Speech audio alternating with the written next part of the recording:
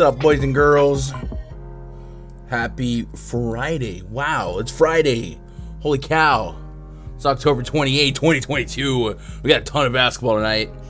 And it's raining.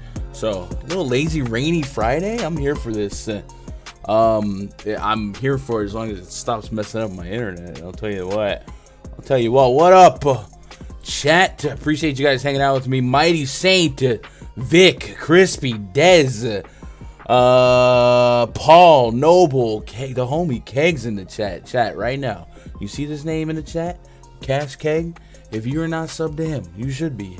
Especially if you are looking for fire prop picks, prize picks, stuff like that. Yeah. Keg, we gotta get a show together. What up, Ayo? What up, Drama?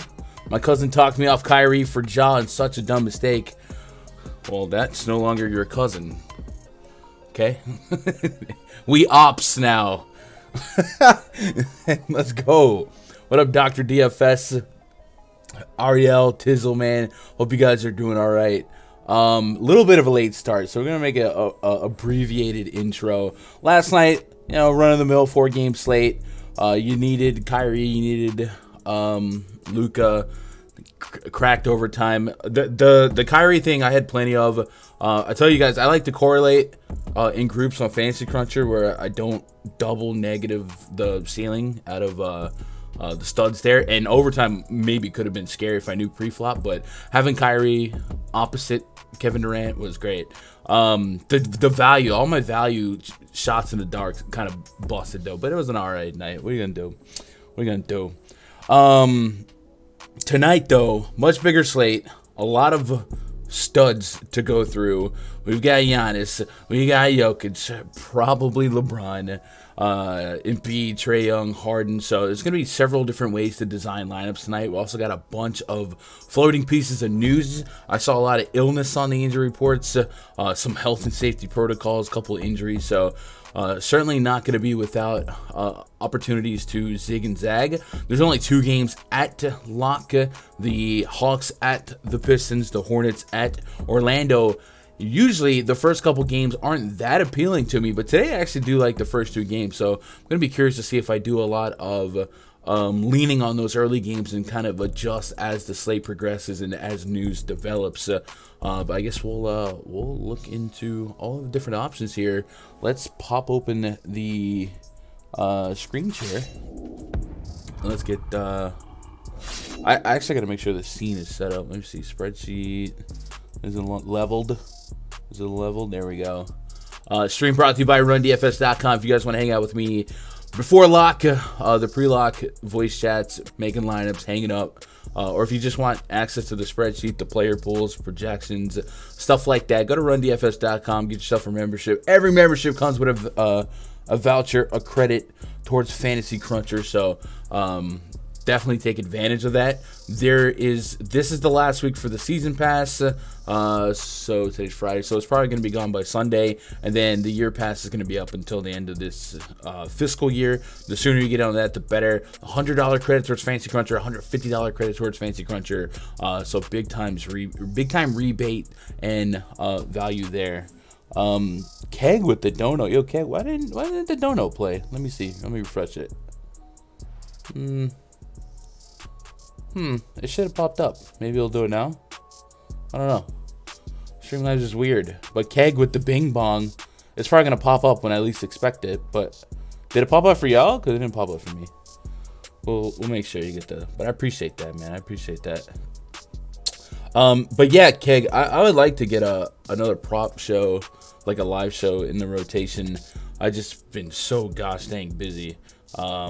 But a couple people reached out to me. My boy Chronic told me Fridays might be open for him, so I gotta get a secretary or something. What up, Tim? Vic, we need real fantasy point players tonight. Oh man. What up, Zion? Hope you're doing all right. No pop up. Let me pause it and then unpause it and then replay it. If that doesn't work, I don't know, but I definitely appreciate the big Keg with the Big 10. It'll pop up eventually. Maybe. I don't know. Let's go. We got to do some research, though. So let's jump into the slate, boys. What up, EB? All right. Real quick. I didn't fill out the benches yet because the internet's been kind of slow today. I think I told you guys it's raining really bad in my area, but it has calmed down. So hopefully it's done. But I guess if there is some turbulence for this flight, forgive me. I cannot control it. Atlanta Hawks at the Detroit Pistons. First game on the docket. Project starting 5 for the Hawks. Trae Young, DeJounte Murray, DeAndre Hunter, John Collins, Clint Capella taking on Cade Cunningham, Jaden Ivey maybe, Sadiq Bey, Bojan Bogdanovic, and Isaiah Stewart.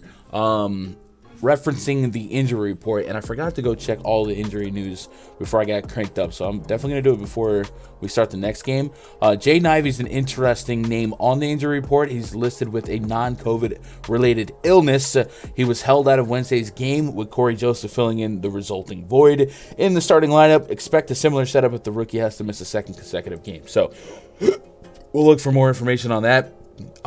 In the absence of Jaden Ivey, we finally saw pretty big game, a usable game at a Cade Cunningham. So in the matchup against the Atlanta Hawks, if you give me no Ivy again, I'm going to go right back to Cade Cunningham and hope for him to repeat the game that he put up against this very same Hawks team on the 26th. Results-wise, I think he, on FanDuel, busted out 40+. Yeah, almost 50 fantasy points over on DK as well. 37 minutes played, 20+ shot attempts, filling up the stat sheet. So at 8K flat on DraftKings, profile as well. That was like the first game that mattered for him for tournaments on the season, but he would be underpriced, I guess you would say, if Ivy was out. If Ivy's in, he's still not off limits because we know he has that potential, but it certainly makes me feel a lot better when Ivy's out. So just out of a quick reference here, let me pull it on off court and let's start it from the beginning of this season. I guess we don't need to do that because we can just look at the 1 game sample size. All right, cool. Let's keep that. We got to keep a little expedited here. So we're going to put Cade Cunningham in the bucket as a potential tier 1 points per dollar based on the Ivy news. And then Sadiq Bey, Bojan, Isaiah Stewart, same strategy. All these guys right at these price points where they're close to 6K, where the projection comes back at 30 fantasy points. Those are good stocking stuffers. You really want a peak game on a slate this big where ceiling's way more important than floor. So if you don't believe in a big sailing game, don't get too aggressive with it. But they're definitely going to be tier 3s for me floating around. Trae Young and DeJounte are just coexisting and doing their thing. Trae Young has gone nuclear in just about every game so far for DraftKings, averaging about 50 fantasy points per game. Big minutes from him, 20+ shot attempts from him. Got to the free throw line 17 times in that last game to help him get over 30 real points. And the assist, a couple peripherals are there. And then DeJounte is just a defensive juggernaut. I mean, I love him for FanDuel, but look at these stocks, man. 4, 2, 4, 6. My man is out here hustling, and while being a great defensive stock grabber, filling out the stat sheet too, man. I love the numbers we're getting from him, and I definitely like him on FanDuel as well. And because of the FanDuel scoring linear to the PrizePicks scoring, I'd certainly be interested in shopping some PrizePicks for DeJounte, and DeJounte's listed at 45.5 fantasy points. I think that's close enough to my projection. I got him at 47, so I'm slightly on the over, but that's not a big enough gap for me to want to run after it. But I certainly would be interested in it. DeAndre Hunter. Somebody was in this chat asking about DeAndre Hunter over real points, and I just kind of was like, I'm not that confident in DeAndre Hunter. And then I remember looking up that night, and DeAndre Hunter had a really solid scoring night. And that's, I guess, one of the positive things about having two able to pass guards on your team, and DeJounte and Trae Young, is some of these games, if you're going to get double-digit shot attempts, you're going to get your real points, 17 real points in that game. Not going to be a guy that I trust a ton to bank on points, but he's getting double-digit shot attempts per game. So I guess you could do worse if you're trying to hunt some sneaky props, if you're trying to get deep with it. 27 minutes is a result of fouling out in those 27 minutes, so there's a good chance we get another 5-6 minutes, and maybe some of these stats get even better. But he is shooting extremely efficient in that last game, 2 for 3 from beyond the arc, 7 for 10 overall. So just an idea, just a name to keep around. Trae Young certainly going to be one of my favorite studs to go after. It's still under 10K, still with the opportunity to drop 50. And if there's no Ivy, Cade Cunningham versus Trae Young in some lineups correlates pretty well, and then DeJounte as well.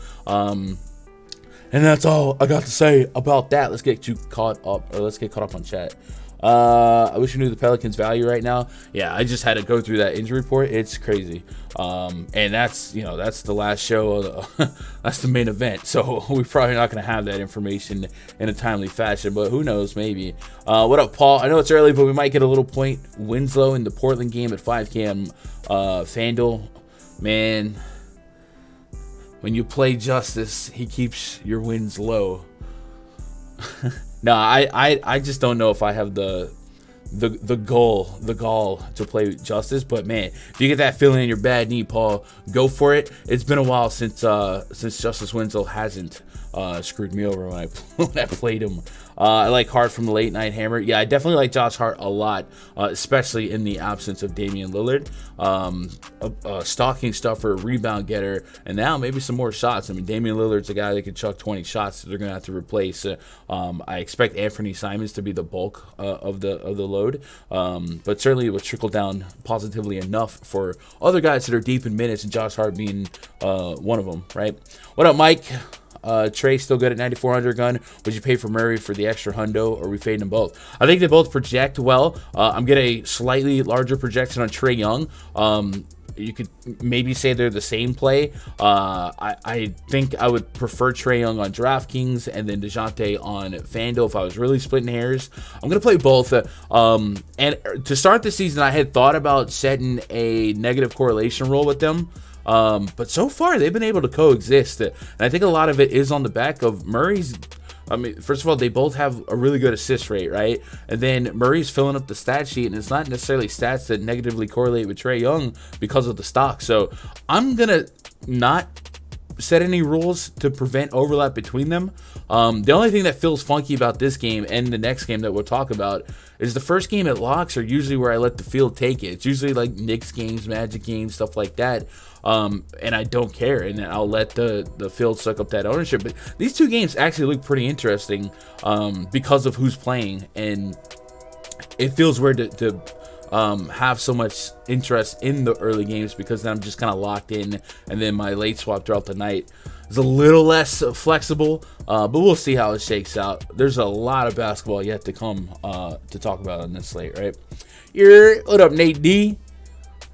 Jock Landale for value in the late night, but Gunn says if I get to him, start over.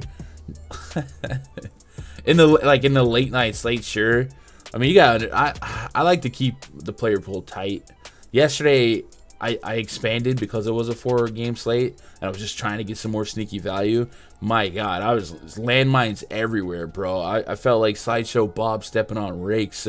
Kevin Herter, you know what I'm saying? Just all these kind of 4K or less shots in the dart, and I just felt like, man, that was not my game. And it's kind of the same here. You got to understand, when you look at the results tonight, there's going to be extremely great plays that you weren't able to get to, but that's okay because there's going to be multiple ways to skin a cat tonight, right? You're going to be able to compete for the top score on the entire slate, and your lineups doesn't necessarily have to look much similar to the first place lineup, right? If you look at the top 10 lineups tonight, yeah, you're probably gonna have 1 or 2 guys that are super nutty, the stud that drops 60, 70, but some of the fill-ins are different enough to where you'll understand that if you just ain't got the feel for a guy, you don't have to force it, right? You know, just because 20% of the field is on a certain value play, you don't have to force it if you don't want to, and you could probably reroute to the top by going another way on a slate this big. Slate last night a little bit different,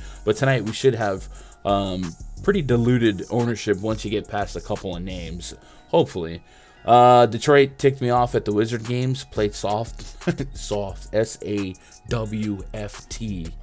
Embiid questionable. We could possibly have Trez for value tonight. Oh man, is it Montrez night? It's been a while. I'm waiting for Montrez night, and I'm waiting for Andre Drummond night. It's coming. I don't want to lock Trey until I know what's going on with Embiid, because if he's out hard time, that's fair. Chat. I ordered some Monster, and I guess they didn't have what I wanted, and this girl replaced it with a thing that has butterflies on it, and I love butterflies. It's my favorite creature. But this one's called Chaotic. It's actually pretty good. Let me get caught up with some news here, and then we'll get back into the analysis. Joel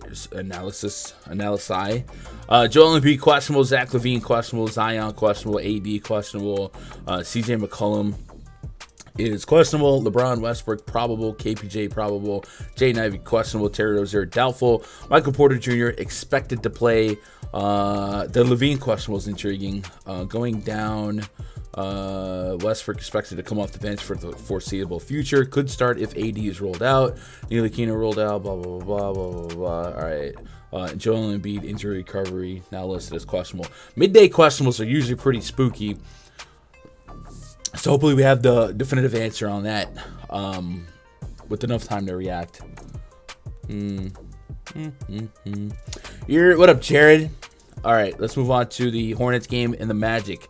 So like I kind of alluded to, this game I'm more intrigued, or I found myself more intrigued with just because it's the Hornets, right? Hornets last year were one of those process teams, open slate, find Hornets, stack game. Not only can we do that, but we have a Magic team that's offering a ton of holes to fill. So we'll go reference the Magic injury and news and notes. And while I'm pulling that up, Terry Rozier listed as questionable. This would be another game of sample size, or another game that we can lean on Dennis Smith Jr., Kelly Oubre, if we wanted to. Prices, as I said in the Knicks game, were appropriate. But they are just 1.5 point favorites going against a Magic team that's already ruled out Cole Anthony. We know Markelle Fultz is down, Gary Harris, Jonathan Isaac, Jalen Suggs. Suggs and Anthony, the more palpable absences from what we've seen this season. And there's no Q, so that's straight up what we're dealing with. RJ Hampton could slide into the starting lineup. And T-Ross, Franz Wagner. I think the most intriguing option here is going to be Paolo Banchero. We pull up his usage for the season so far. I feel like every time I look up, this kid's out here dropping 20 plus. So I don't know if the books have completely caught up to an efficient line on him, or especially a book like PrizePicks. Let me see what they've got. Banchero. They got him at 23.5, so they're catching up. They're smartening up. I'm still not all the way out on that, but it's also a good sign if you want to play him in fantasy. AK on both sides. I'm getting 40 plus fantasy points as a projection. Go into the on-off court tool. Let's take off Cole Anthony. Let's take off Jalen Suggs. There's probably not a ton of minutes here, but in this split, 59 minutes of sample size, 1.3 fantasy point per minute on both sides, 34% usage rate. That's pretty good, and that's your first overall pick, so it makes sense. So I think Banchero is certainly somebody that not only lines up well with the absences of usage in the Cole Anthony and Suggs that we're dealing with, but it's also a super favorable matchup. We've been picking on the Hornets since the Reagan administration, it feels like. So I'm not going to get off here. I'm going to go right after Banchero, 40 plus fantasy points. The 1.5 point spread here is a little bit interesting as far as maybe leaning us on some Rozier sway. Let me see what the report on Terry Rozier was. Maybe I'm over-respecting Rozier and the Hornets. I definitely am. But it just feels like a completely depleted Magic team without a card. Rozier's got a doubtful tag on it, so that makes more sense. Doubtful for Friday's game against the Magic. He remains sidelined, blah, blah, blah. All right, cool. So, in his absence, Dennis Smith Jr., Kelly Oubre looked better. Oubre, before the Knicks game, was somebody that was popping as a usage leader when we went to the back of last season. So, let's see what the numbers shook out as after that New York game. Like Bowl tonight? See, Doug, I can't tell if you're being sarcastic. What am I doing? Oh, I clicked the Knicks. I'm a dummy. Might be able to play Devontae, the homie. I don't know. See, I love Devontae too, man. But again, we gotta think with our brains and our projections, not necessarily our hearts. But that's possible. But I also don't know that we'll have definitive CJ news. So we'll see. I know Graham is a friend of the show, but it's very shot dependent. Yeah, I'm not gonna co-sign that yet, or probably just won't co-sign that. But it would be nice. I love Devontae. Remember 2 years ago with Charlotte? He was so much fun to play. We're working with 73 minutes. DSJ, Oubre on, Rozier off. Over a fantasy point per minute for both Oubre and DSJ. Usage. Oubre, as expected, led the team in usage, 27%. DSJ was up there, and I think DSJ was flirting with a triple-double against the Knicks at one point. No, he wasn't. 11 assists. Double-double with assists. So that's really, really good. What was the official assist rate? Assist rate was 34%. Mason Plumlee had a 27% assist rate. I'm sorry, what? Yeah, 4-6. Jesus.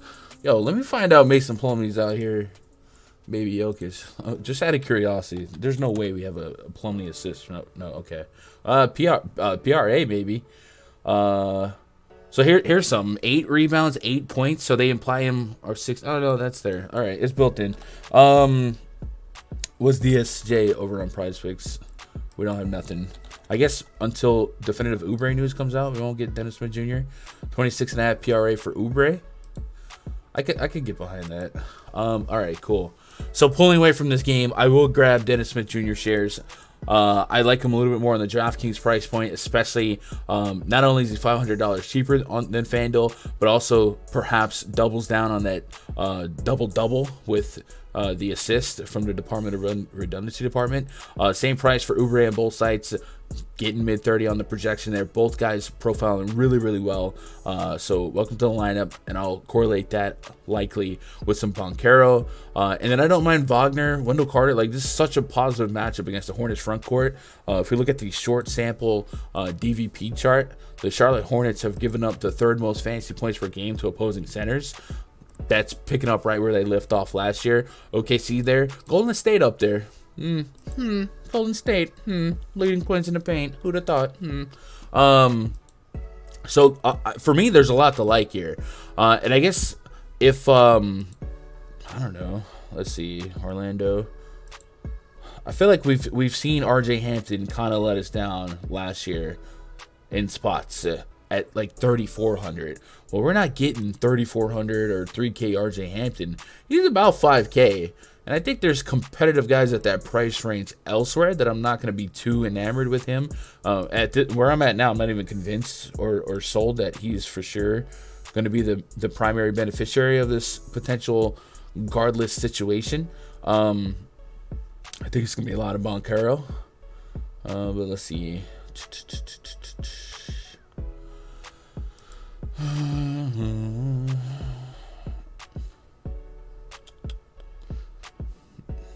Yeah, maybe. I don't know. It's just hard to trust someone going from a DNP to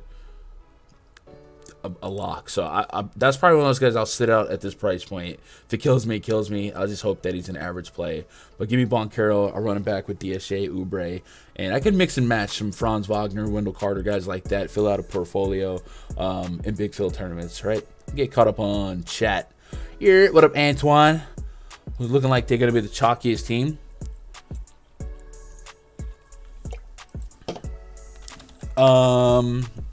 Chalkiest team. I guess it would be the team with the most injury news. I wonder where this game lies. I wonder what the Boncaro ownership's gonna be, because he's a little bit more expensive. A little bit.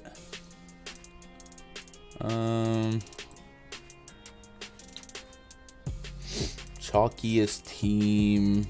Looking at the Cruncher Pro on my side screen here.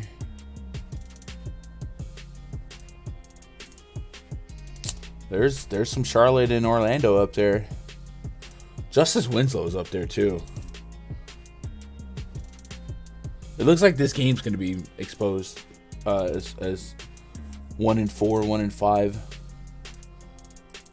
So I think we're looking at it. I can tell you this. Someone I never play is RJ Barrett. He needs to go back to the G League straight up. Was he ever in the G League? I feel like he wasn't. I'd be like, okay, Devontae, who's starting tonight? How many? What up, Ruben? Tatum or Brown tonight? I haven't got to that game yet, but that's usually a coin flip. But I usually lean with the cheaper guy, and lately it's been Jaylen Brown as the cheaper. What up, Rants? Zerman locking on, blah, blah, blah, blah, blah. All right, cool. Gun is a straight legend with the analytics. I mean, maybe. Cavs at the Boston Celtics. Next game on the docket. So 30 minutes past the initial lock. Donovan Mitchell, Karis LeVert, Dean Wade, Evan Mobley, Jared Allen. Your project starting 5 on the Cavs side. For Boston, Marcus Smart, Derek White, Jaylen Brown, Jason Tatum, and Al Horford. A 218.5 total. 6.5 point spread. This is one of those games that I know we're splitting hairs on Tatum or Brown, but this slate is a pick your battle slate. We're getting a lot of opportunities somewhere. Your boy might be Xing this game out. We'll see. Cleveland, the fourth slowest pace in basketball right now. Boston not that far behind. So we do expect a pace-down, defensive-minded game. 218.5 total. How many times we open slates? We're starting at 225, 230 these days. So less implied points with the pace in mind, less implied possessions. Donovan Mitchell's kind of caught up to where he needs to be without Darius Garland at 9,200. Need 50 plus on this slate for that dog to hunt. Karis LeVert, he's the king of giving you a strong first half and just stopping. And then on the Boston side, I guess you could still make a points per dollar case for Marcus Smart. And then Jaylen Brown's the most intriguing option for me. Just kind of the price and the minutes and the usage. But I think generally speaking, and it may burn me, this game is probably something I can get out of my player pool, especially in like 20 max or 50 or less, where I want to be a little bit more concentrated and invested in a core. And I just don't know that there's a gaping hole in this game price-wise. Maybe 6.4, 6.1K Mobley at 34 minutes is something that he does peak on, and I'm not getting a terrible projection on it. But generally speaking, this is a game I'm going to be really light, if not all the way out on. I'm open to hear if you guys are the opposite. You know, maybe double negatives, two negatives equal a positive. The defensive chess matches end up with a couple of peak performances. But just thinking about how important the ceiling is on a big slate like this, I don't know if this game is giving me the check boxes that I really, really want. If I let the projection tell it, Evan Mobley's the most intriguing option for me. But that's about it. And that's just me. That's just me. That's just me. Jared Allen may be good. Bull center had a good game versus us. We got no center. That's true. Where are you guys at? 51.5 fantasy points per game. Yeah, I mean, I guess until Robert Williams gets back, you could say that is a hole. Jared Allen's pretty limited, right? So is a dunk-centric guy. So maybe, but are we really running to pay 7.2, 7.4K for Jared Allen? Like, even if he got 40, like, I don't feel like that sweat's going to be something I really, really want to, I don't know, sign up for. But that's just me, though. I don't want to talk you off of this game if you guys are there. I just really think I might open Cruncher and uncheck everyone in this game with a loose thought of Mobley to fill out 100-plus lineups in one of those mass entry portfolios. Philadelphia's my home team. I might be going to World Series Game 3 next week. That's what's up, Dez. My buddy Mike, he's a producer at Awesemo, this Stochastic. He told me he was going to go. I think he's got tickets to Game 5. So need there to be a Game 5, but just incredible story. I'm happy for all you Philly fans. I used to live in Philly for a little bit when I was wrestling up there in the Chicago land and stuff. I love the people of Philly so much. Like, they're so awesome. So I'm glad that they get to celebrate and enjoy it, and I hope they win. I literally really do. What up, Uzi? Do I like Cat tonight? He's not going to be a primary play for me, but I'm fine with the matchup. If AD didn't suit up, I guess there's a couple ways to spin that game, but I don't mind him if you know what I'm saying? He's going to be in a player pool, but it's not going to be like a tier 1 core play for me. The Philly sports environment here is amazing. It really is. Like, I love the people. Like, they love their teams, man. And that was when I was up in Philly. It was like 2010, so it was like right after the Phillies World Series stuff. And people were still in it. I used to drive by the stadium every day. On my way, I ran a Sonic while I was training at Chikara, and the people are great. I love the people. I still keep in touch with a lot of them. Alan Lazard ruled out week 8 for Rodgers. What up, Nathan Futi? What up, Moose? Sup, Gun? Never playing trash. The Simmons again in my life. Ben Simmons? So I only liked Ben Simmons yesterday on FanDuel, and he got there. And I get it. It was like a skin of your teeth kind of play, but he got there, and that was the point. Like, he was a little too cheap, over projecting, tool position eligible. Really 4 spots in your lineup on FanDuel. I wasn't that there on him for DK. Pacers at the Wizards. Next game on the docket. Tyrese Halliburton, Aaron Nesmith, Buddy Hield, Jalen Smith, Miles Turner taking on Monte Morris, Bradley Beal, Danny Avdija, Kyle Kuzma, Kristaps Porzingis. 229 is our total 5-point spread for the home team, Washington Wizards. A lot to be okay with here. Can we have a Tyrese Halliburton conversation just for a minute? And I maybe this isn't a complaint because I'll just keep playing it. But what does the man got to do to get a price boost, bro? My man's out here crushing it, double doubles. Let me see. Let me pull up NBA. Last I looked, Tyrese Halliburton was averaging 21 potential assists per game. 21, like he was leading the league by like a significant, not like a one potential assist per game margin. Let me pull it up, see if that's still the same. Potential assist. Would I love to see some of your matches, Gun? I'm not done. It's a little teaser. I'm not done. Matter of fact, you watch. I don't want to spoil nothing. Just keep an eye on my Twitter in a couple weeks. Tyrese Halliburton, 20.2 potential assists per game, leads the league. 10 assists per game, so he's converting half of them. He's too cheap. He's just too cheap. I'm getting a super solid, 40 fantasy point projection. I'll take the floor there with knowing that there's some upside. So yeah, continue to give me Tyrese Halliburton. And do we still get sub 10K, sub 10 assists as his 9.5. So if you just want to sweat the assist prop here, I like it quite a bit. 38.5 fantasy point projection. I like the assist prop the most. Does Underdog have anything specifically different? NBA Pick'ems. Gun appearance at WrestleMania? Well, that's not in a couple weeks.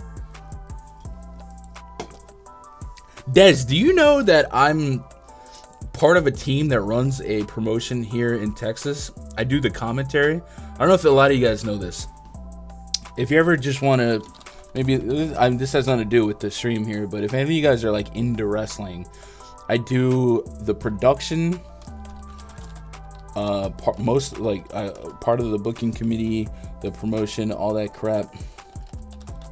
I'm trying to think, what would it be? Here, I'll just put a link to it in chat. But I do the play-by-play, the video editing, all that crap. So if you're into it, there's none of my matches on here, but every match I'm the voice of, if that makes sense, So I'll put a link in the chat to that. Gun, I never said thank you for the spreadsheet the other night. Helped me to finish on that FanDuel. Yo, Fish fan with the big place. Fish, I don't know what's going on with the alerts right now. Our boy Keg dropped the 10, but I definitely appreciate the 20. Swinging that big D. Fish is the GOAT. But yeah, I didn't know that. I'm a wrestling fanatic. Yeah, I do that. Gun versus Logan Paul. Battle of the YouTubers. Nah. Yeah, I would be blown up. Can't breathe. At my stage, we're tagging it. All right, give me Halliburton as a high tier 2 to start with. And then we saw Miles Turner get back in action last game. This front court, I was going to have some questions with Isaiah Jackson, with Jalen Smith, with Goga. There's a lot of guys that can kind of compete for minutes in that front court, and I was wondering if they would kick somebody to the curb, and they did. They kicked Goga to the DNP list here. So that's going to leave us to maybe rely on what we saw in Game 1 of Miles Turner's return. And we got 29 minutes of Jalen Smith still. Was he in foul trouble in the second quarter? First quarter, he had 1 foul. Second quarter, he had no fouls. Nope. All right, so 29, 30 minutes of Jalen Smith would probably be the minute projection. I put him at 28. He is a point per minute kind of dog. So we can continue to keep playing him. But with Miles Turner, maybe we treat Jalen Smith. And it's okay to disagree with this, because I still think he's more likely to hit a ceiling game just based on who he is than like a Sadiq Bey, Isaiah Stewart. But like, he's in the pool of the 5 to 6K guys that could be stocking stuff for 30s on a median projection. So maybe that's how I treat that. But we'll see. But Halliburton, love it. On the Wizards side, Bradley Beal 7,800 on FanDuel. He keeps getting cheaper. 8,600 on DK. The last game, he got injured. He didn't start the second half, and it was kind of scary, but it was annoying because he was having a solid game up until that point. 22 minutes, over fantasy point per minute, 26 and a half. If he was going to continue this pace, he was definitely on pace for a solid game. Also kind of blew out. So I'm a little bit at my wits' ends and frustrated with Bradley Beal. I'm not quite slot machine frustrated where I feel compelled or obligated to keep playing him, but I do believe he's still going to be a team leader in usage, and there's going to be a spike game sooner than later, and the Indiana Pacers have been that team. I have to sneeze. Oh, it burns. Hold on. It's not going to happen. I hate when this happens. Defensive rating so far this season, the Pacers are bottom 3 in defensive efficiency and leading the bad defense down the stretch last season. They're a pace-up, bad defense spot, and that's something we're going to want to attack. And when it comes to pace and possessions per game, the Washington Wizards, not that guy, pal. They have been bottom 10 in the league in pace, and the Pacers have been top 10. So it's a pace-up spot, extra implied possessions. I'm okay with getting to Bradley Beal here. The projection's pretty broken on him because it's built on historical usage, but the usage is still going to be there today. And I feel like we would have got a strong game out of him last game if it was competitive and if he didn't get injured. So I'm open to suggestions here. I think begrudgingly almost he has to be in the player pool, but it is getting kind of annoying because I also can counterpoint, like, is this ceiling going to be as constant with Kuzma, with Porzingis on the court? You know what I mean? This isn't the only guy on the team anymore that has to carry the load. So let's bring it to the beginning of this season.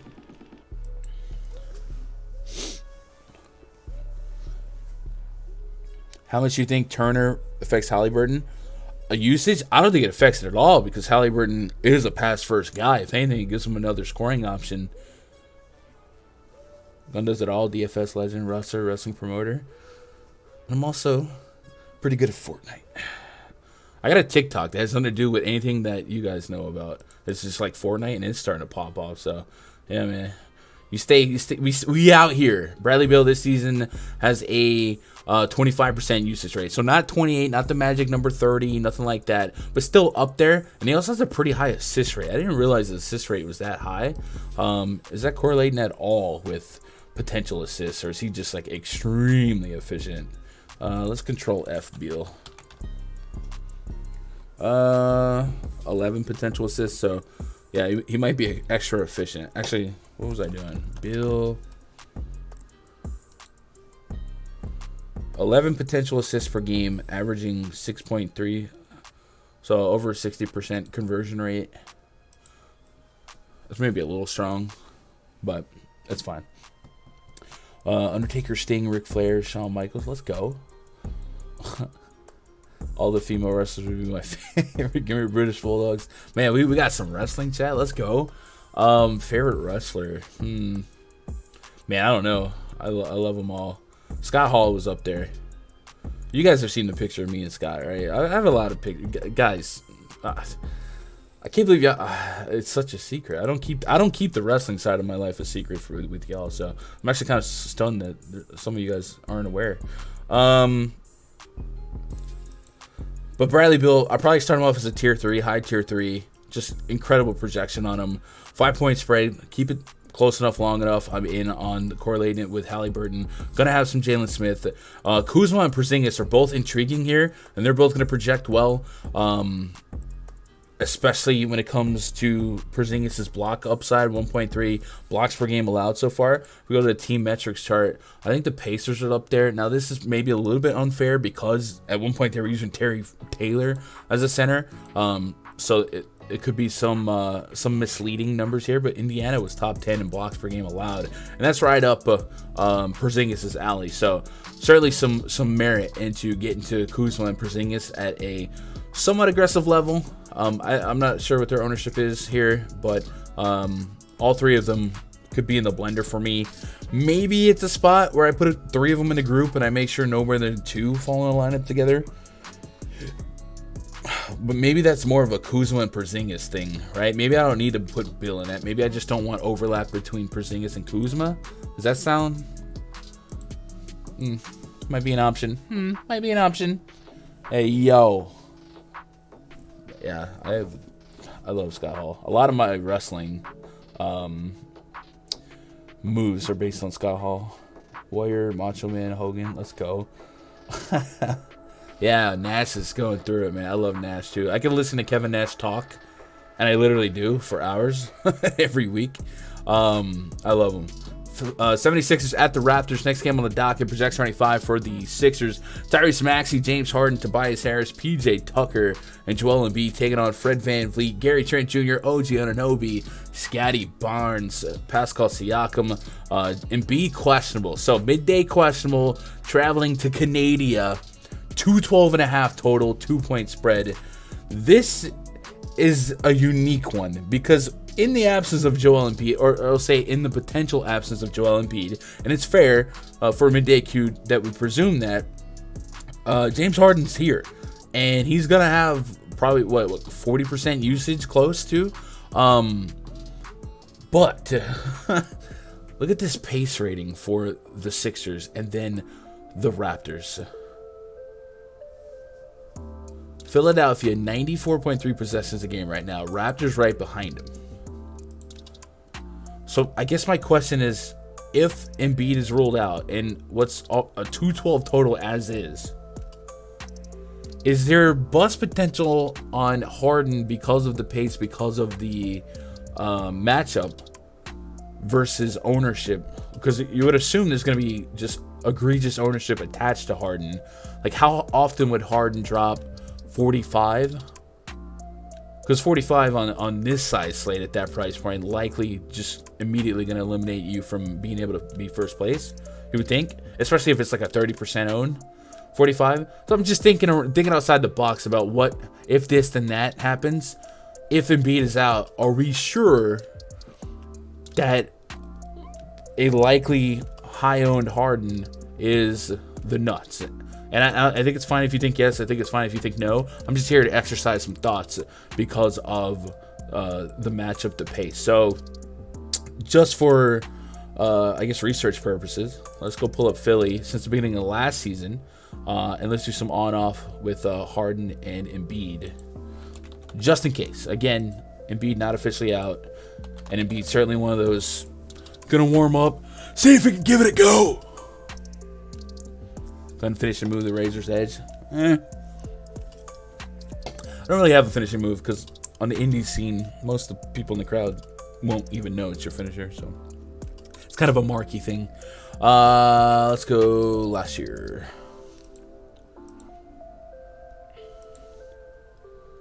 We have 11 games and gun going down the rest. I'm not going. I'm just, hey, man. I'm just appeasing chat, okay? Okay, Fish? Sue me if I'm part of a great community here on YouTube and we just out here vibing while doing some research. Sue me. Right? You might sue me because you know.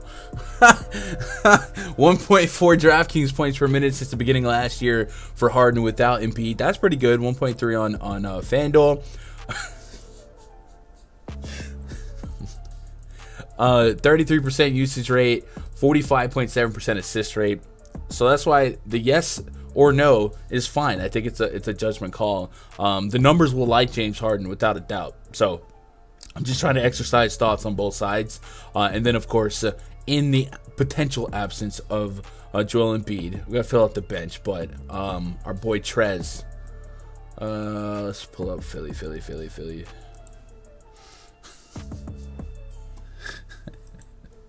Oh, that's hilarious.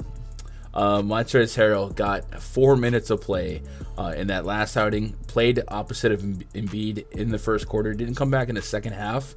But he would have to play some minutes here. We know points per dollar, points per minute. Montrezl Harrell certainly an engine that can go. He's also a hole on defense, which would maybe make Siakam and Barnes, more alluring. Siakam is having a year when it comes to assist rate right now. And the matchup would get even more porous.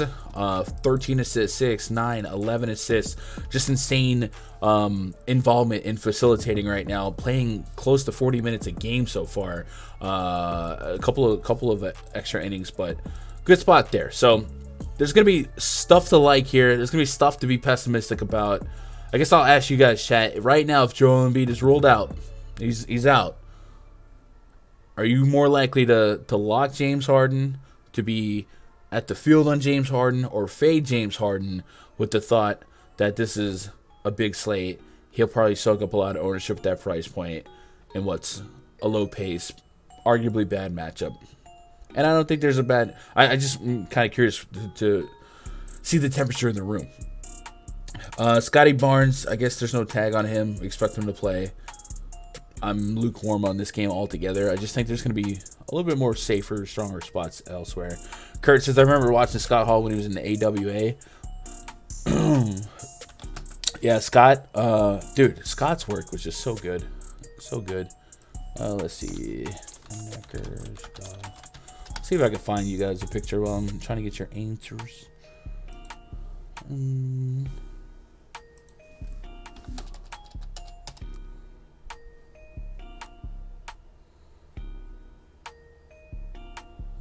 I don't have it.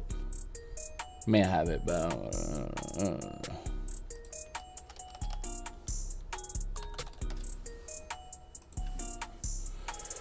what up, Pojin?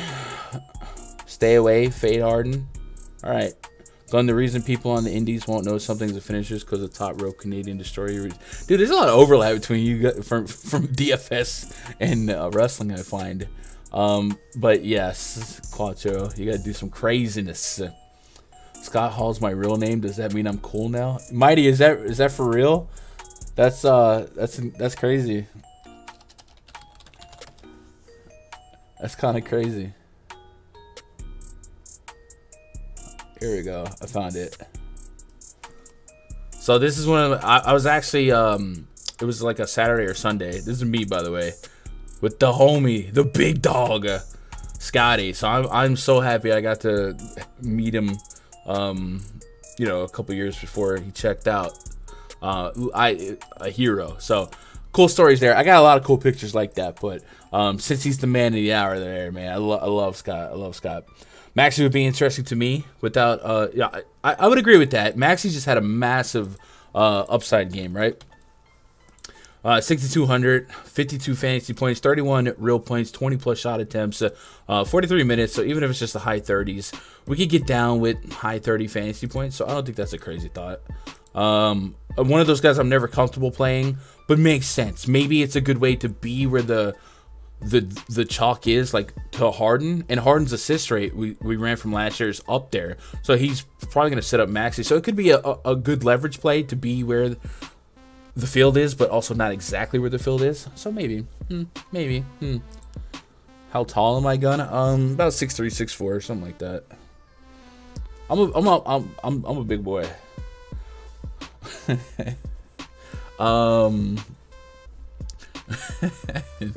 Let's move on to the next game. Knicks at the Bucks. Project 35 for the Knicks.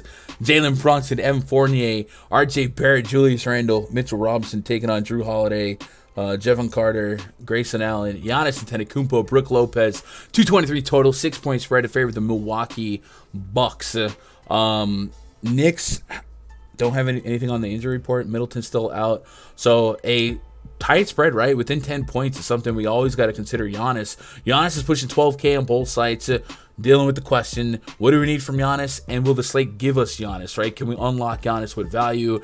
Because Giannis is in the stratosphere of guys where we don't really care about 5-6x value. If he drops 65, 70 fantasy points, that dog will hunt, right? Those raw points matter at a certain threshold. So I'm getting him at 60 fantasy points in my early projections.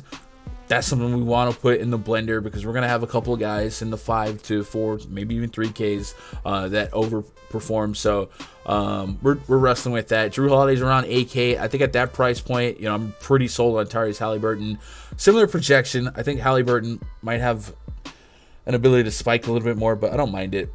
Jalen Brunson's coming off that. He was the guy that coming off the near trip dub, right? Not Dennis Smith. Brunson had a massive game, but the matchup, right? Charlotte, we've been attacking that spot since the end of time, or since the beginning of time. 60 fantasy points from that spot, 3 boards away from a trip dub. So that's good to see that he's heavily involved to raise that floor.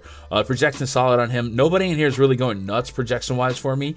Everyone's just kind of average based on their price point. Giannis is the biggest talking point here, the biggest decision. And looking at the overall projections for the slate, I had Giannis right up there with Jokic.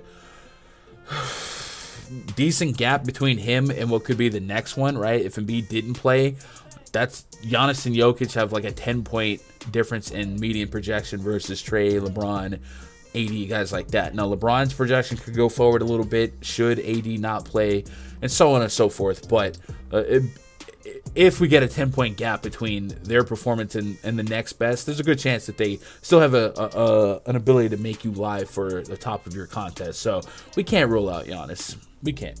We have to. So let's get caught up on chat.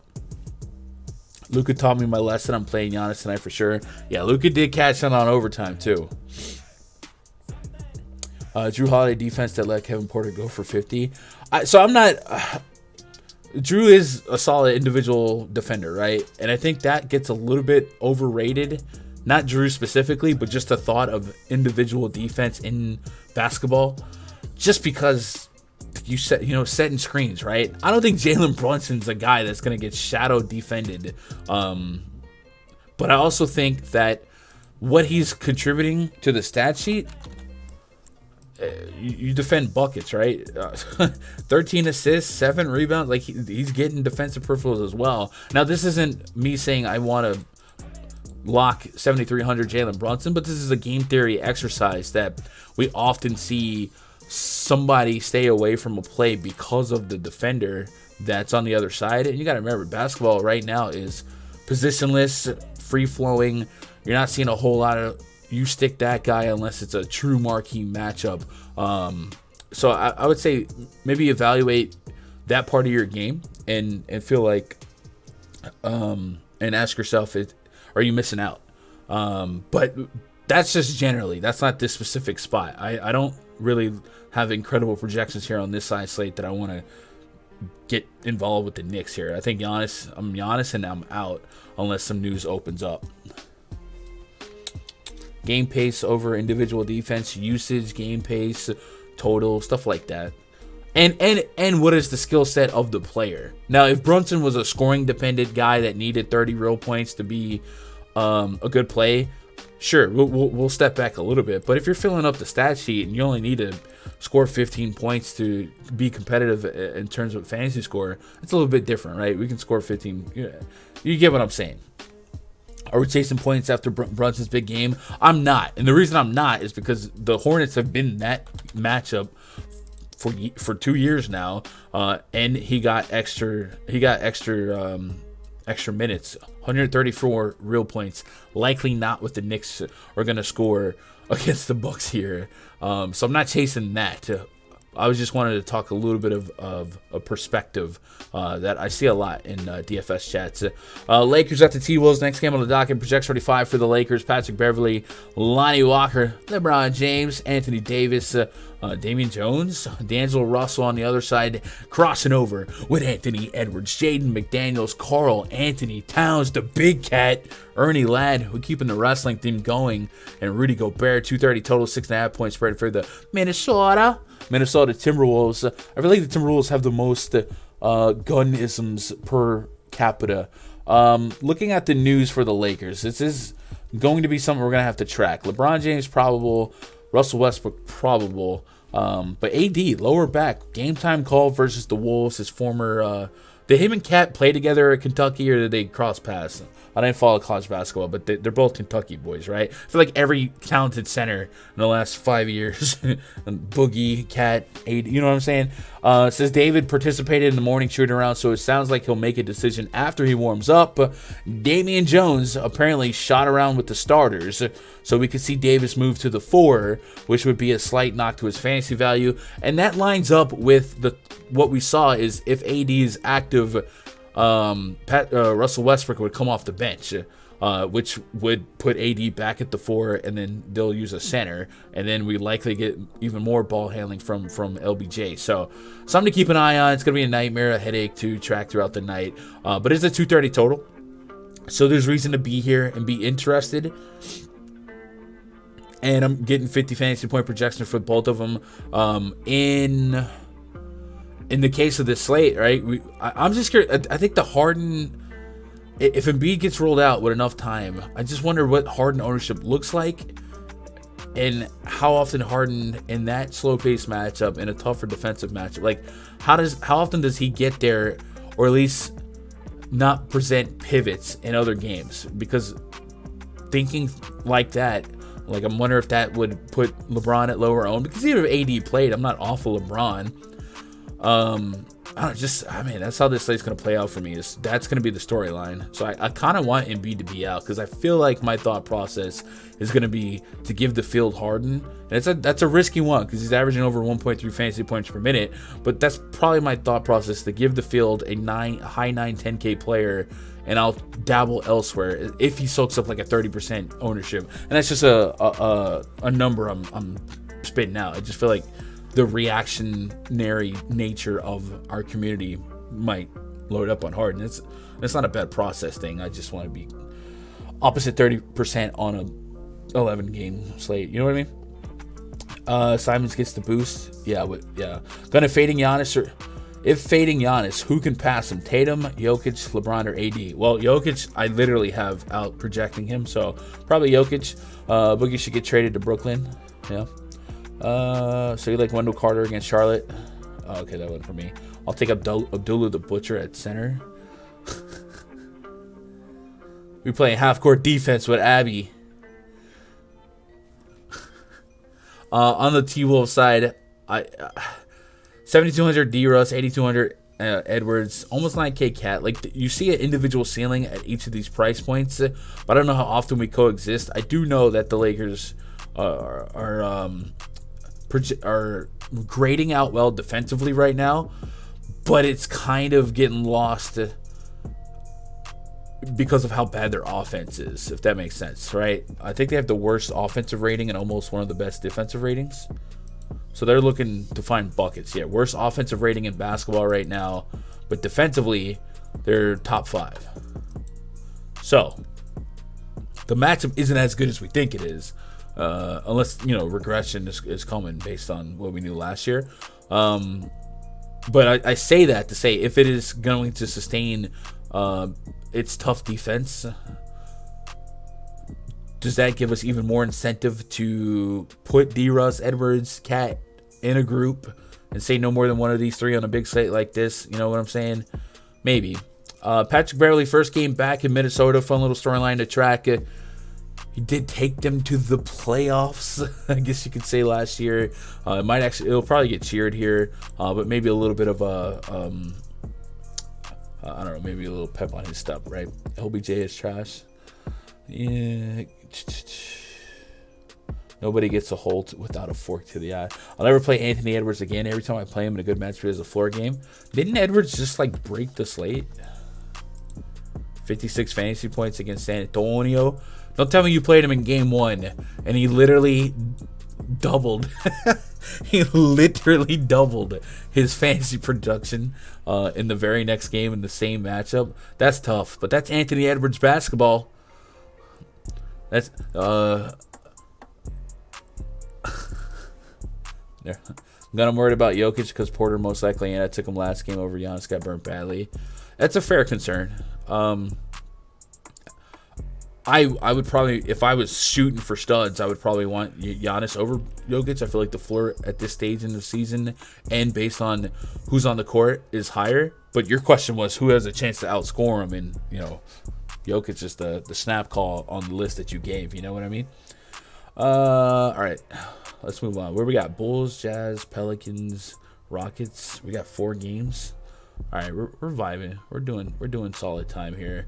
So let's do a plug for our presenting sponsor, PrizePicks. Big slate here. Yesterday it was a smaller slate, so I didn't really have a lot of leans for PrizePicks, but today I'll get back in the saddle and I'll drop a list of my favorite lines that I'm attacking tonight. So if you guys are in the free Discord, there's a link in the description below. You can get in there, look at the NBA channel. If you are a channel member, the membership thing that they have set up here on YouTube, make sure you link your link your YouTube to your Discord, and it'll unlock a members only set of channels, and I'll also post it in there. But get in the Discord, it's completely free. Get in there. Tag me if you're in there. You got a question, I'll keep an eye out and we'll get you going.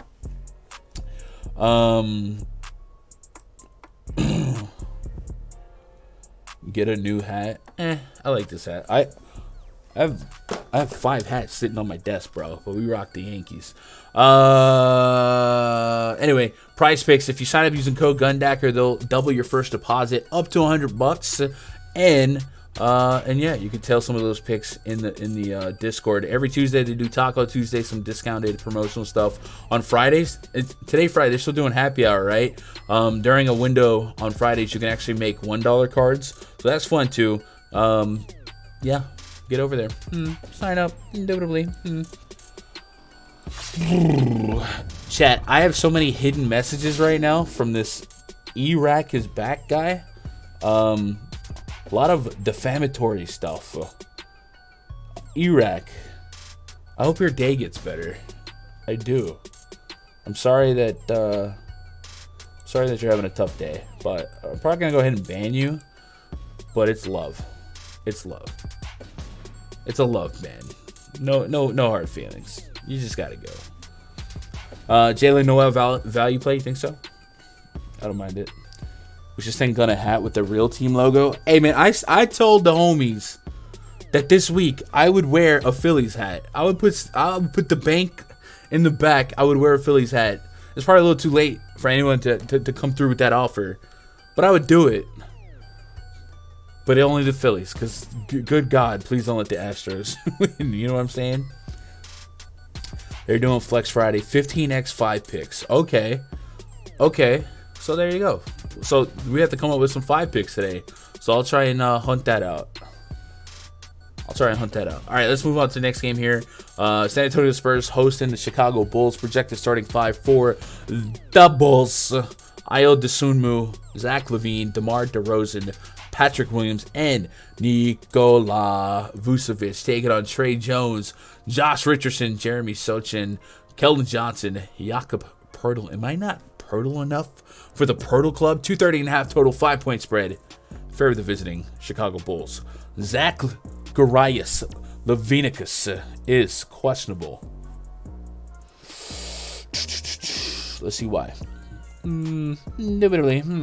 Left knee injury management, questionable. Friday is the first game of a back-to-back for the Bulls to host Philly on Saturday.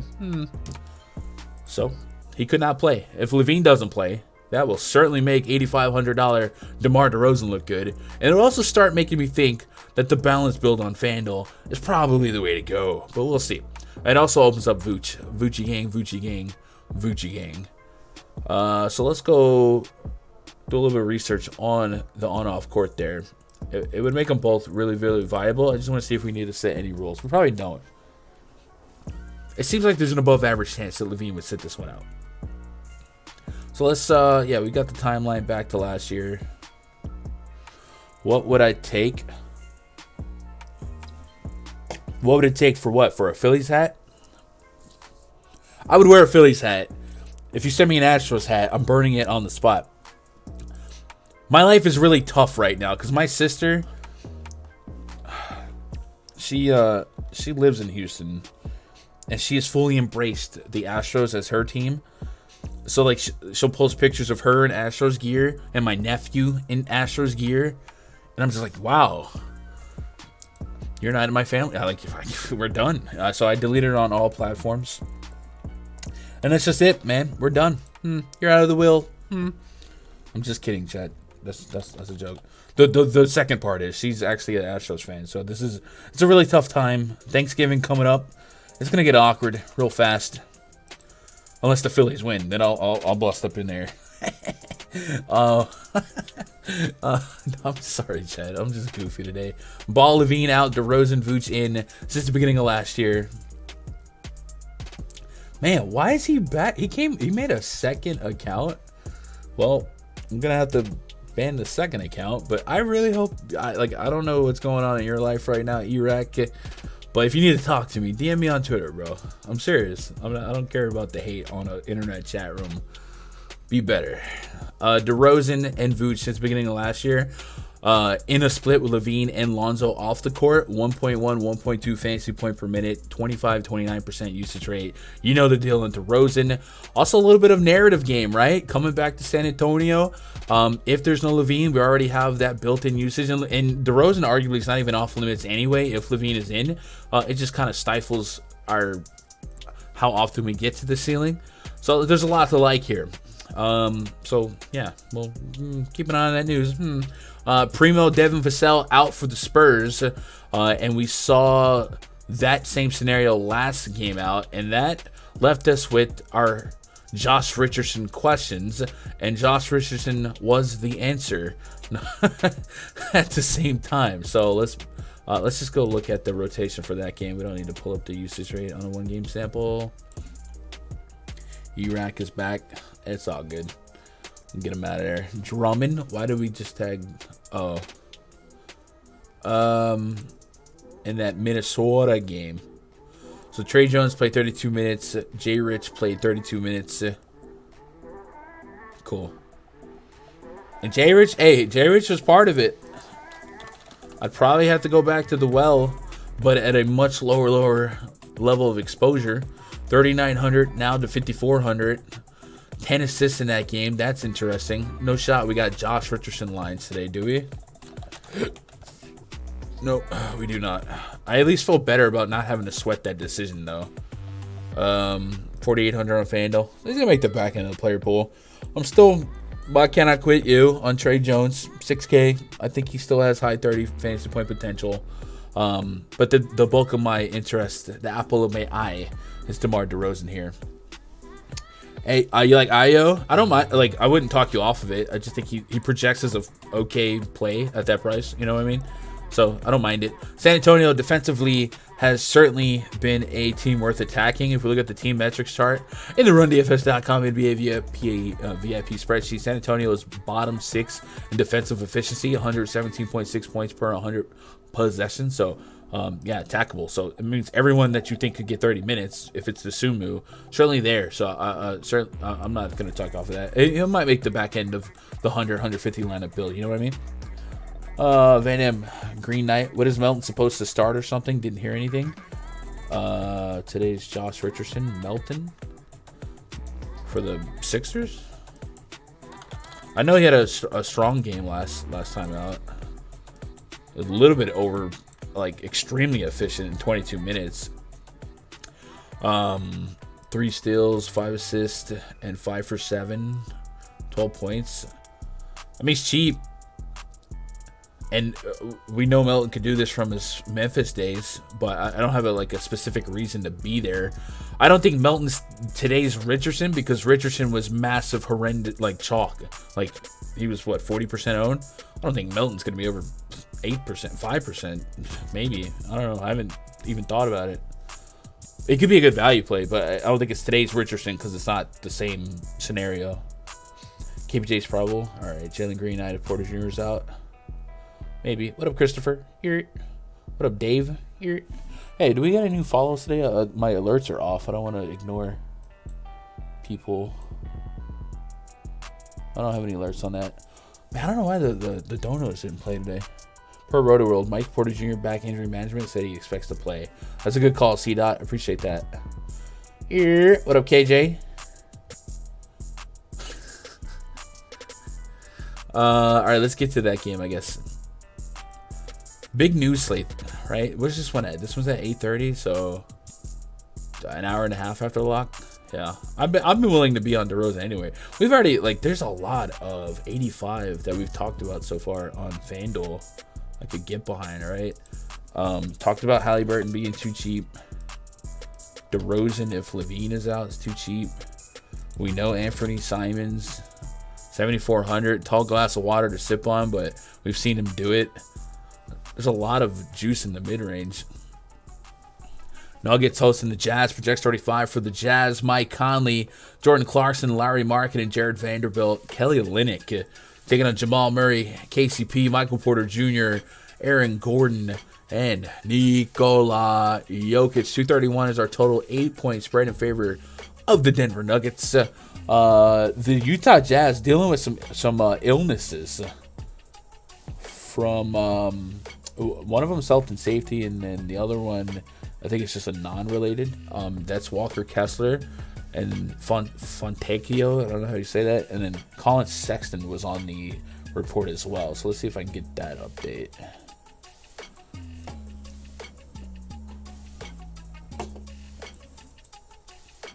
Oblique contusion for Colin Sexton.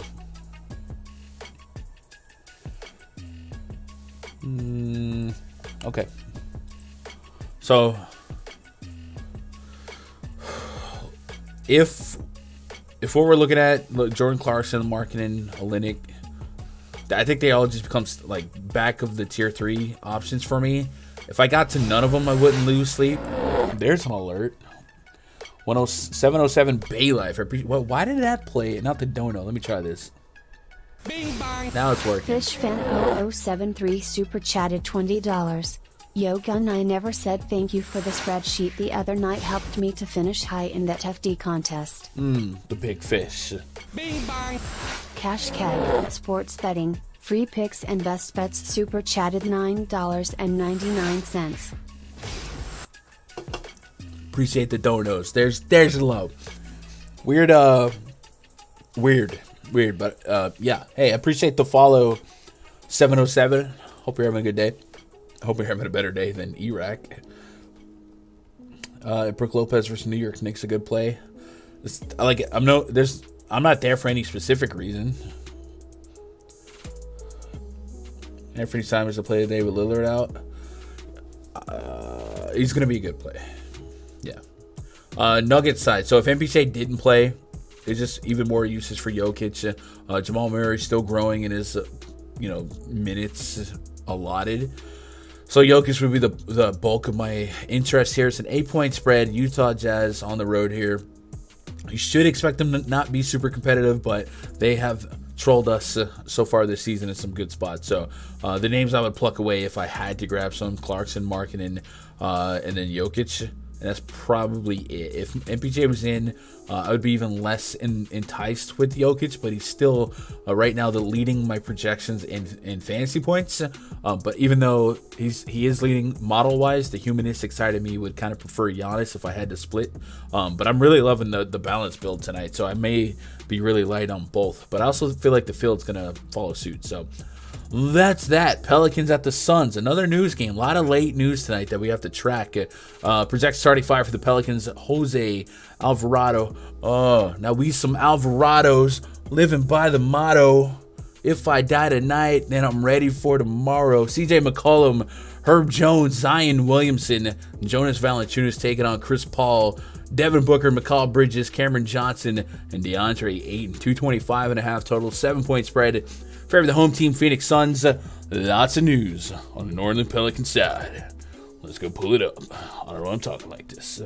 Starting with the top, CJ McCollum, sprained middle finger, right hand, questionable. The injury is on his shooting hand, so there's the potential for him to have his accuracy impacted. Something to watch for. Jose Alvarado, questionable lower back spasms. Dyson Daniels, questionable left ankle sprain. And Zion Williamson, right posterior hip and low back contusion, considered questionable to play against the Suns.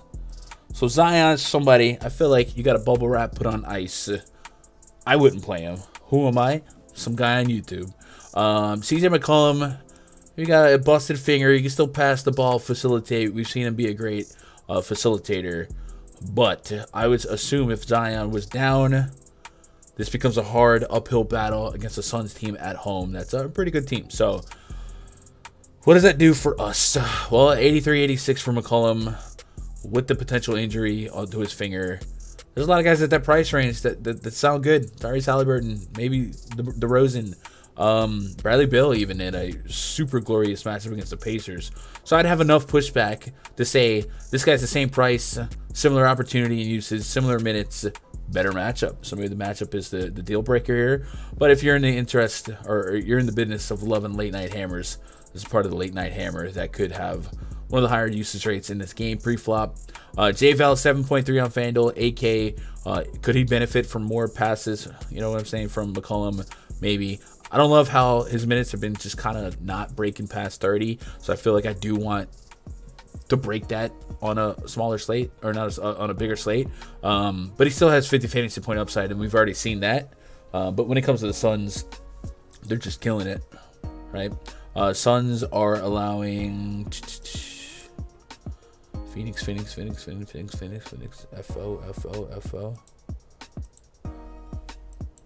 Oh, Phoenix, there we go.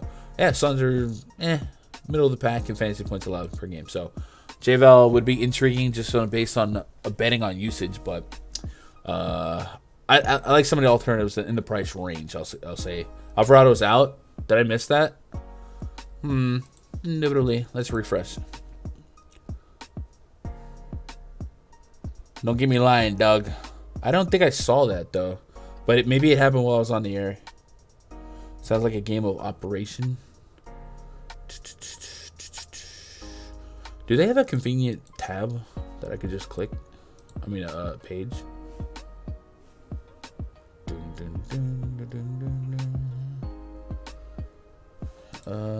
Alvarado. Questionable. I didn't see him out. I don't think he's out, Doug. He might be, but I don't think it's official. Jack Landale for backup center this year. I bet. Going on Fantasy Cruncher, would you set your teams as later in case of this Pelicans news? Would you set your teams as late? You mean like would I make my lineups later? Nate, I feel like you don't even know me, brother. I don't know the last time I uploaded a CSV with more than a minute to spare. But I don't know if I'm moving mountains for the Pelicans news anyway. There's a couple guys that become intriguing. Guys like Trey Murphy, you know what I mean? Najee Marshall. I just feel like my game script would be a lopsided game, and guys to get reps. I can't expect it to be uberly competitive, especially if like a guy like McCollum were to be down, or Zion. I almost expect Zion to be down. Like with his injury history, and he's double injured right now, there's no reason I would want to risk that in a road game that's unlikely we win anyway. That's just me. I'm putting too much thought into it. All right, last game on the docket. Take a pause for the cause. Let you guys know if you want to hang out with me next couple hours, I'll be in the RunDFS.com VIP Discord. Go to RunDFS.com, click VIP memberships, try out a week pass, month pass, blah blah blah blah. The NBA season pass, this is the last weekend for it. It's gonna be gone by Sunday, so if you want to go ahead and lock in, do it. You also get a $100 credit towards Fantasy Cruncher, and then the year pass for 2023 is up there with a $150 credit towards Fantasy Cruncher. Once you do upgrade, you go to VIP portal. There'll be links to the spreadsheet, link to the Discord. Get in the Discord. That's the most important thing. You unlock the Discord. You unlock the links. We have channels for the links in there as well. And then we'll be in the pre-lock voice chat right here. Shooting the breeze, dissecting news, building some player pools, just hanging out down the street. The same old day. Oubre and Hayward might eat the Magic tonight. They definitely might. I like Oubre a bit more than Hayward because Oubre does lead the team in usage since the beginning of last year in a similar split, and we saw that in the last game. But yeah, Mike, gotta rewind. Late again, stupid man. Just quit your job, bro. Just quit. Rockets project starting 5, Kevin Porter Jr., Jalen Green, Eric Gordon, KJ Martin, Jabari Smith taking on Anthony Simons, Josh Hart, Nas, you can hate me now, Little, Jeremy Grant, Yusuf Nurkic, I'm guessing that's a 225 total. I put 22.5. Don't think I'd take the under there, Susan. Yeah, 222 and another one too is our total with a 4-point spread in favor of the home team Portland Trailblazers. Kevin Porter Jr. has a Q tag on him, so does Şengün. Let's get caught up on that. And And while I do this, chat, tomorrow we will not have a stream on this channel. Sometimes on Saturdays they will, but tomorrow it's going to be a long day for content. I got to get up in the morning. We'll do some know-how stuff on the Stochastic and Odd Shopper channel. And then tomorrow, the Stochastic Deeper Dive. I'll be on that one. And I think that's like now, but tomorrow. You know what I mean? So if you're looking for me tomorrow, I'll be over there. I want to say the host is EMAC. So that's always a good time. A lot of dad jokes. Şengün is probable. KBJ is probable. So we could just take them. We just happy little bush right over here. Take them off. Damian Lillard's out. That's big news.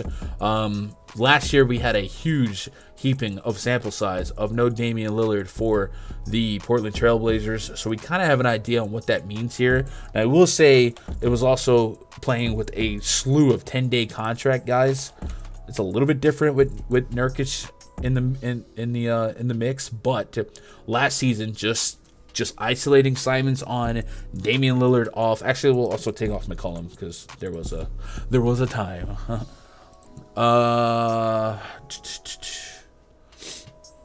Miss my Yankees in the World Series, gun. Come on, Van Dam. This is a happy space, brother. We need to locate the chill. Locate the chill. Find it. And use it. Nurkic actually has a 1.3 fantasy point per minute, but lots of implied minutes for Simons, about a fantasy point per minute in this split. 28% usage rate leads the team. If you're going to have almost a 30% usage rate against the Rockets of Houston, I'm going to play you. 7,400 on FanDuel, 71 on DK. It's going to need 40 plus. I think the projection is a little light in the model, so I probably have to humanistically adjust it. But yeah, it's nice. Let's do something here. Anthony Simons DKP by game log without Damian Lillard last 10 games.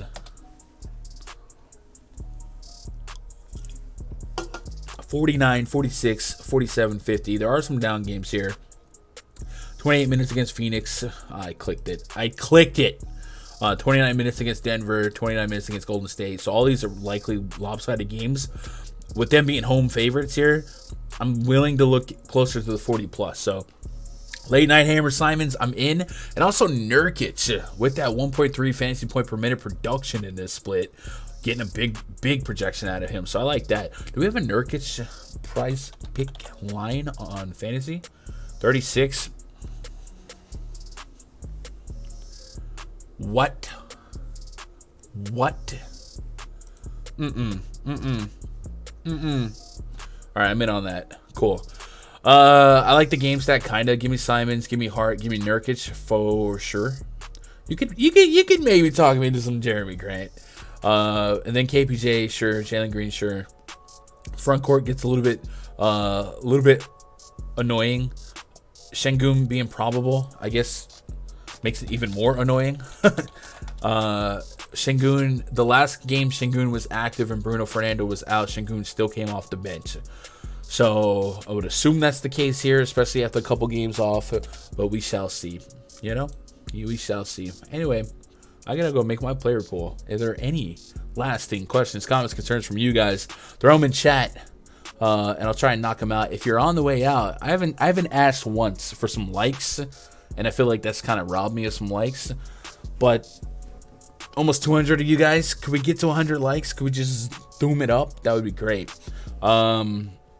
Yeah, Josh Hart gonna go off. Yeah, I love Josh Hart a lot. I think he's over a point per minute and a lot of rebounds for him potentially here with some shooters. What's the rebound prop on Hart? 7. Ooh. 34.5 fantasy points. Cool. Yeah, my slate doesn't begin until like halfway through the night, I think. Well, that's not fair because I do like some of the first 2 games. Gotten some of the top value on FanDuel. All right. I haven't swept projections in like 2 hours, but Trey Jones was up there. Cameron Johnson's projecting. I like this Nurkic call that we just kind of stumbled on. 7K. Looks good. None of these names give me the warm and fuzzies. I think the perhaps scarcity of value. I think Montrezl Harrell's going to project well if Embiid gets rolled out. But the lack of value is another push in the direction of a balanced build. But Trey Jones is up there. Not a lot of TVs. core for 20 max on DK and top values. A core for 20 max. Well, it would just really hang my hat on the value plays. Usually the guys that are extreme values are my core, and I rotate the big boys. So for me on DK, looking in what we know,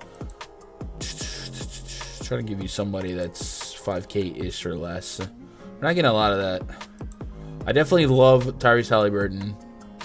Gonna like Simons. DeMar DeRozan, especially if Levine is out. I love the mid-range today. I'm gonna have to do a little bit more swimming to marry myself to some 3K guys, because nobody's really screaming at me. But I would imagine if Embiid gets rolled out, Montrezl Harrell is gonna be that guy pal for me.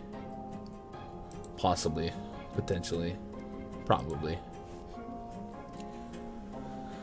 I like Towns. He's in the player pool for me. Yeah, T-Wolves will all be in the player pool. I just have to stifle the overlap between them. Guys, I appreciate you making part of my Friday afternoon, be part of your Friday afternoon. I'm going to the Discord. If you guys want to, come join me. Otherwise, I'll see you tomorrow on the Stochastic channel and the Odds Shopper channel. Be sure to show love there. Twitter.com/Gundagger. Get in the free Discord. It's literally free 99 plus tax. Shout out to all you guys that have jumped in there. I'll try and put some of my favorite PrizePicks plays. Put some of yours. Rim Shaker. I need FanDuel picks now. Tunak, DF Smith, Bridge Forfeit, Brock 707. Welcome to the Discord. Don't be shy. Tell somebody you love them, guys. Small world out there. I love you. Good luck. God bless. Go win some money.